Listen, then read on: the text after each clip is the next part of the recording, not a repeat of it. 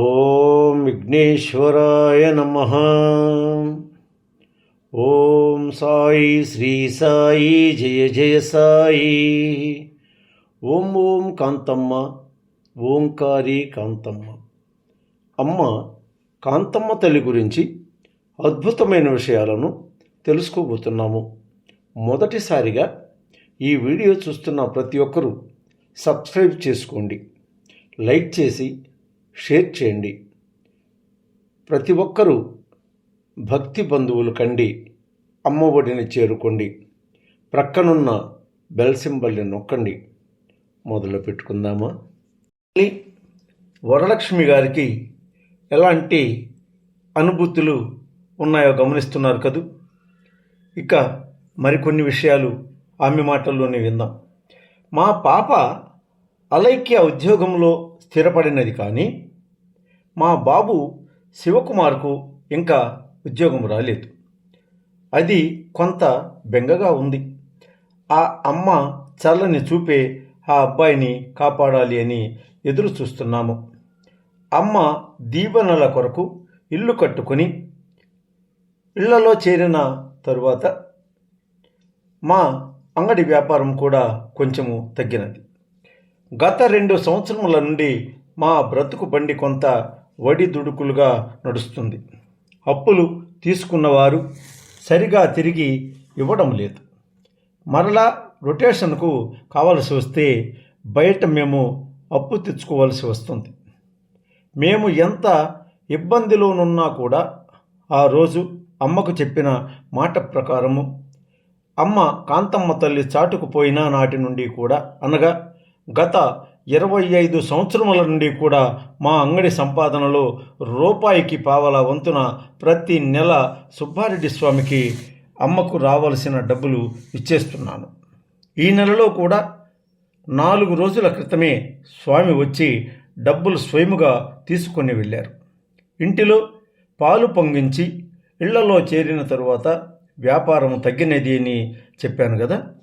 ఇకపోతే 2024 జూన్ నెలలో అడిగాను, అమ్మా నీ కరుణ కటాక్షాలతో మా ఇద్దరి పిల్లలు చదివించుకున్నాము, కొంత స్థలము కొనుక్కున్నాము, ఇల్లు కూడా కట్టుకున్నాను.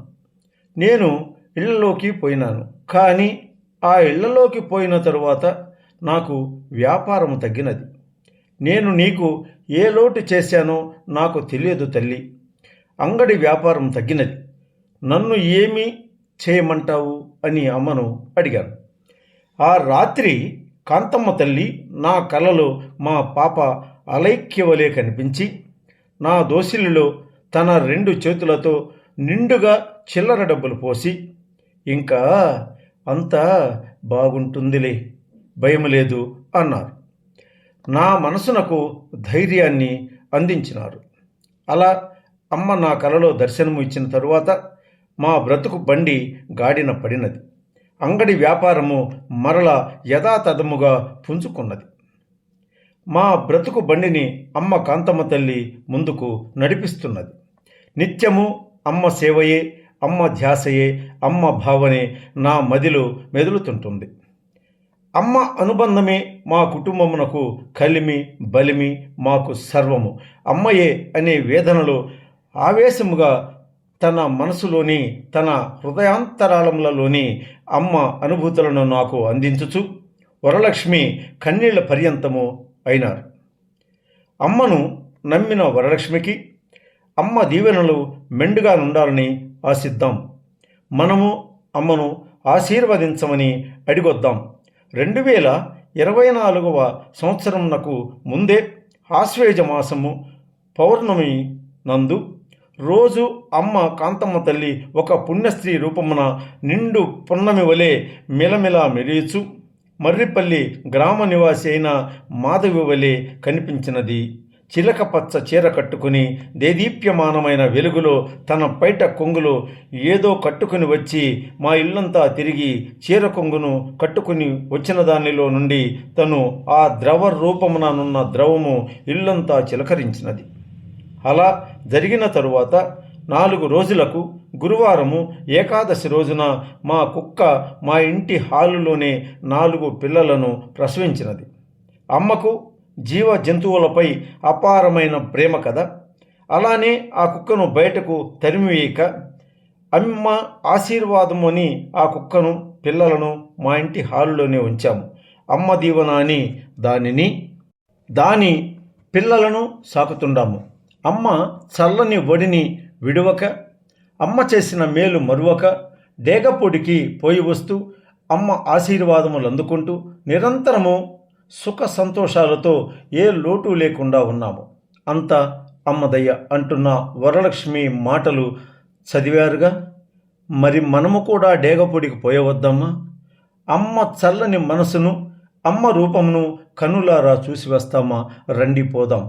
ఓం ఓం కాంతమ్మ ఓంకారి కాంతమ్మ, ఓం ఓం కాంతమ్మ ఓంకారి కాంతమ్మ, ఓం ఓం కాంతమ్మ ఓంకారి కాంతమ్మ, ఓంకారి కాంతమ్మ, ఓం ఓం కాంతమ్మ ఓంకారి కాంతమ్మ, ఓం ఓం కాంతమ్మ ఓంకారి కాంతమ్మ, ఓంకారి కాంతమ్మ, ఓంకారి కాంతమ్మ, ఓంకారి కాంతమ్మ, ఓం ఓం కాంతమ్మ. మరువరనుకుంటాను మీ విజయభాస్కరుడను. మరలా కొన్ని మంచి మాటలతో మీ ముందుకు వస్తాను.